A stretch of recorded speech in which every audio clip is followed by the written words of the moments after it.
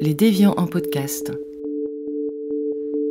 La grande mutation, la secte du sauveur au pendule.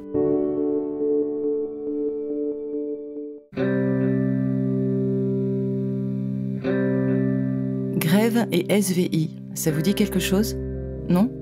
Et le nom de Groupement de recherche des énergies vibratoires éternelles et supports vibratoires incorruptibles. Encore moins? Si vous avez répondu non à toutes ces questions, le nom de Grande Mutation ne vous dit probablement rien. C'est normal. Sous ces termes ampoulés se cache un groupe sectaire fondé et dirigé par Étienne Guillet. Décédé à l'âge de 81 ans en 2018, l'individu était agrégé en physiologie-biochimie, chercheur au CNRS et enseignant à l'université Paris-Sud-Orsay jusqu'au début des années 80. Le socle de sa doctrine se base sur des vibrations aux prouesses curatives universelles. Plus précisément, guérir toutes les maladies dont le cancer avec un pendule, promesse d'une vie éternelle, détourner ses adeptes de la médecine conventionnelle, les délester d'importantes sommes d'argent et rompre avec leurs proches. 100 000 € annuels auraient transité par un réseau financier fait de dons en nature.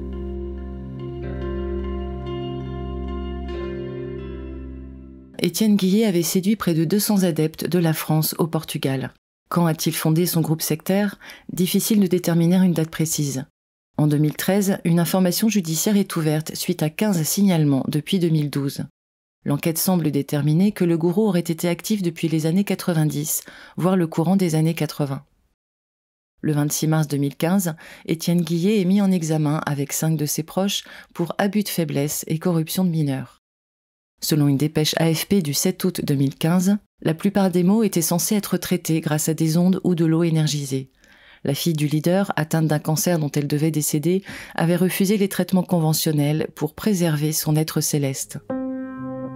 Parmi les adeptes, plusieurs cas d'hospitalisation en unité psychiatrique et un suicide ont été signalés.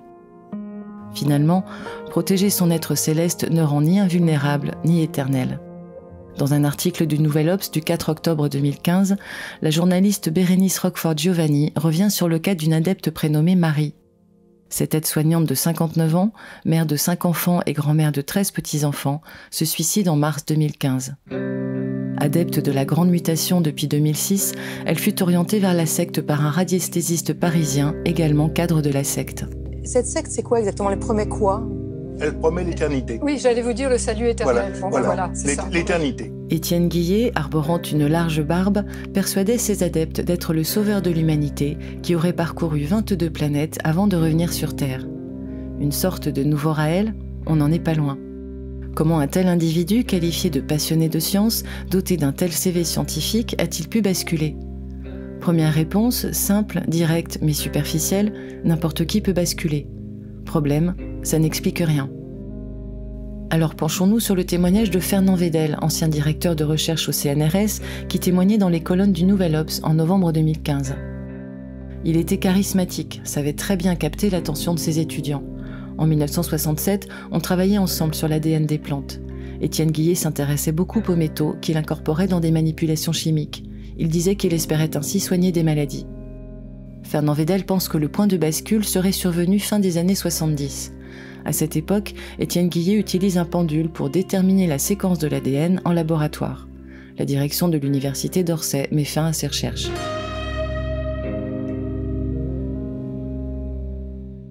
Nous recevons donc aujourd'hui Madame Jacqueline Bousquet, qui est docteur S-Sciences, chercheur honoraire au CNRS, qui a fait de la biologie, de la biophysique, de l'endocrinologie.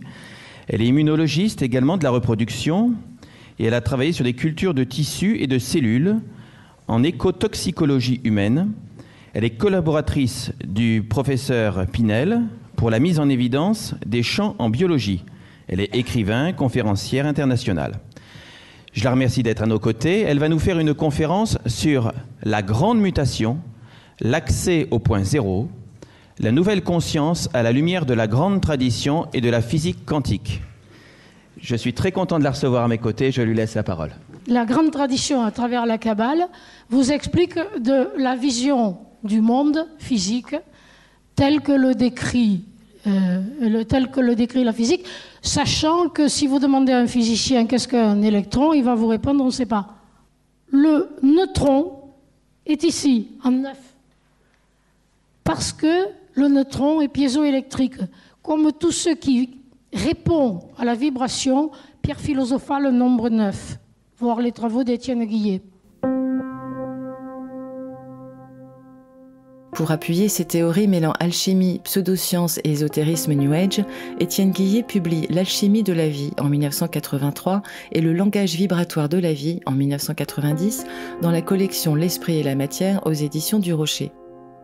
Dans le premier ouvrage, L'alchimie de la vie, on trouve notamment des chapitres consacrés aux énergies vibratoires, à la radiesthésie, à l'homéopathie, l'acupuncture et même la médecine anthroposophique. La 9e partie du livre s'intéresse à la réception des énergies vibratoires pendant les phases de sommeil et animation des supports vibratoires pendant les phases d'éveil. Je vous rappelle que le symbole de la santé, c'est le caducé et qu'il est constitué d'ondes qui s'annulent. Mais nous sommes tombés tellement bas maintenant qu'on met un seul serpent. On n'a rien compris. Autrement dit, seule l'information est disponible en médecine. Autrement dit, seul le changement de conscience. Et Étienne Guillet, professeur de biologie moléculaire à Orsay, a démontré et a dit que pour guérir, il faut changer de niveau de conscience. Ce qui veut dire qu'il faut dépasser la cassette qu'on a enregistrée comme un stress parce qu'on n'a pas su la gérer. Donc vous voulez guérir, changer de conscience, vous voulez guérir, changer d'information, mais ne touchez pas au corps physique. Sur le cancer, il écrit « Bien qu'il existe de très nombreux types de cancers, les étapes primaires du processus d'induction concernent la modification des sphères énergétiques. C'est pourquoi, en travaillant sur différents types de cancers, nous avons obtenu des résultats similaires dans la guérison. » Page 194, il cite Rudolf Steiner. En 1924, Rudolf Steiner écrivait « Il n'est pas possible de comprendre le cancer tant que l'on ne sait pas qu'il s'agit d'une prédominance du corps éthérique insuffisamment refoulé, insuffisamment déconstruit par un effet correspondant du corps astral. » Rappelons au passage que la médecine anthroposophique est une pratique non conventionnelle. Dans le traitement du cancer, elle prône l'utilisation d'injections d'Iscador, une solution d'extrait du gui blanc. En mars 2019, le Journal of Cancer Research and Clinical Oncology publie une analyse critique de différentes publications scientifiques sur le sujet. La conclusion des chercheurs est claire. En ce qui concerne la survie, une revue approfondie de la littérature ne fournit aucune indication pour prescrire du gui aux patients atteints de cancer. Dans toutes ces études, nous n'avons trouvé aucun effet positif sur la survie des patients. Il semblerait que ce soit un bon placebo, mais il n'y a aucune étude clinique fiable qui montre une quelconque efficacité. Selon elle, le gui pourrait même provoquer des effets secondaires, parfois graves. Dans la littérature scientifique, il y a quelques rares cas avec des effets secondaires potentiellement mortels. J'ai publié une étude de 4 patients qui, en plein traitement de leur cancer, ont manifesté une allergie très violente. Dans son livre « Le langage vibratoire de la vie », Étienne Guillet prône l'avènement d'un homme nouveau. En conclusion du chapitre consacré au cancer, il écrit « Lorsque l'homme prendra conscience de ses sphères énergétiques périphériques, c'est-à-dire lorsqu'il apprendra à capter et à maîtriser les énergies vibratoires de fréquences élevées, il deviendra un homme nouveau, accessible à d'autres niveaux de réalité. Comme l'écrit Patrick Verret, l'homme a certainement perdu des sens tels que ceux qui sont utilisés en radiesthésie, mais les récepteurs sont toujours présents. » On peut remarquer qu'Étienne Guillet cite le médecin Patrick Verret, fondateur de la nutripuncture, marque déposée, une méthode d'autorégulation cellulaire à travers les signaux émis par les métaux microdosés. Sur son site internet, ce dernier se réfère aux études de Luc Montagnier sur les signaux électromagnétiques d'ADN ou celles d'Emilio Del Giudice sur la dynamique de l'eau avec Benveniste. Comme Étienne Guillet, il se réfère aux travaux de Georges Lakhovsky, chantre d'une hypothèse pseudo-scientifique sur une résonance entre les cellules vivantes par des rayonnements électromagnétiques à haute fréquence. Georges Lakhovsky était persuadé d'avoir trouvé un traitement pour soigner le cancer. Étienne Guillet fut le 2e préfacier du livre Le secret de la vie de Lakhovsky pour sa réédition en 2010. Il est donc possible d'imaginer une autre médecine pour cet homme nouveau, pleinement conscient de ses liens avec le cosmos et les utilisant en toute lucidité pour élargir son champ de conscience et progresser. Le mythe de l'homme nouveau est une constante dans les dérives sectaires. Chez certains gourous, cet homme nouveau est synonyme de surhomme et les gourous en sont les prophètes, comme le Zarathustra nietzschéen. Étienne Guillet ne s'en cache pas dans la conclusion de son ouvrage « Le langage vibratoire de la vie ».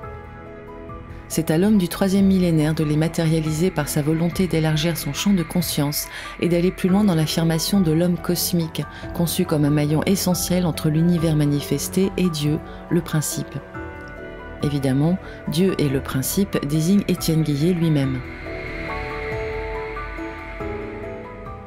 Son dogme ne s'arrête pas aux supposés prodiges curatifs du monde vibratoire. Dans le même ouvrage, des chapitres sont consacrés à l'obtention de la pierre philosophale, mentionnent la quête d'un Graal, où l'Atlantide se penche sur les bases vibratoires de l'astrologie. Encore un Fatra, véritable épicerie, où le gourou a pioché à qui mieux mieux des croyances rencontrées et exploitées par d'autres concurrents.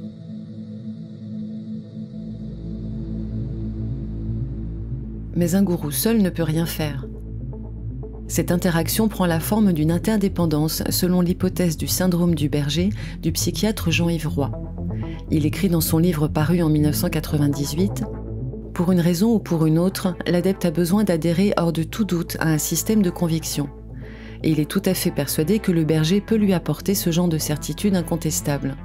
De sorte que, à mesure que sa dépendance dogmatique au berger se développe, l'adepte se met de plus en plus à son service, perd son sens critique, voire met sa vie en danger. Le berger, pour sa part, souffre d'une dépendance complémentaire. En raison de son délire d'élection, il a besoin d'être cru et se nourrit de l'adhésion des autres à sa vérité. Si l'on cesse de croire en lui, il se désorganise. Ainsi, le 22 avril 2024, 6 cadres de la secte comparaissent devant le tribunal de Paris sans leur gourou, disparu 6 ans plus tôt. Le mardi 2 juillet 2024, des peines de prison de 3 ans à 18 mois fermes sont prononcées pour abus de faiblesse par suggestion psychologique. Parmi eux, on trouve l'ex-gendre d'Étienne Guillet. Au cadre de la secte, il est condamné à 5 ans, dont 2 avec sursis, pour la même charge et celle d'exercice illégal de la médecine.